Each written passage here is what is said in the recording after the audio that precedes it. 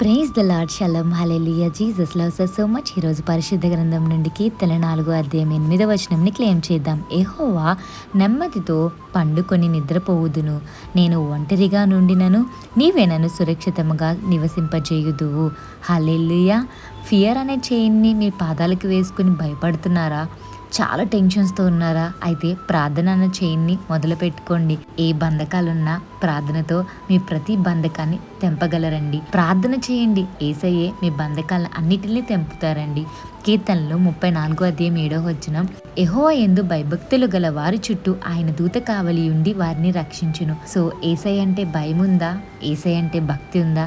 అయితే ఇంకా మీరు సేఫ్ జోన్లో ఉన్నట్టు అర్థం. ఏ ఫియర్ అనే చైన్ మిమ్మల్ని లాక్ చేయదు కూడా. ఎందుకంటే యేసయ్య తన దూతకు ఆజ్ఞాపించి మీకు కావలిగా ఉంచి మిమ్మల్ని రక్షిస్తారండి. సో నైట్ పడుకున్నప్పుడు బాధతో బాధ అనే చైన్, వేదన అనే చైన్, ఒంటరితనం అనే చైన్, ఆ ఫియర్ అనే చైన్ని వేసుకుని పడుకోవద్దండి.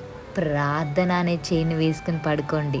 యేసయ్య మీ ప్రార్థన ఆలకిస్తారండి. యేసయ్య మీకు తోడుగా ఉన్నారు కదా, అప్పుడు మీరు ఏమనాలి తెలుసా?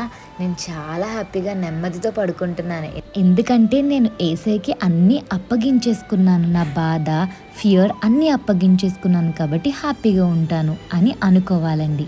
గుర్తుపెట్టుకోండి, రేపన్న రోజు మన చేతిలో ఉంటుందో లేదో తెలియదు, కానీ దేవుని యొక్క కాపుదల మనకి ఉండాలి అంటే ఖచ్చితంగా ప్రార్థన జీవితం ముఖ్యమండి. సో ప్రార్థన చేసుకుని నెమ్మదితో హ్యాపీగా పడుకోండి. Have a pleasant sleep in Christ Jesus. Jesus loves you so much. Amen.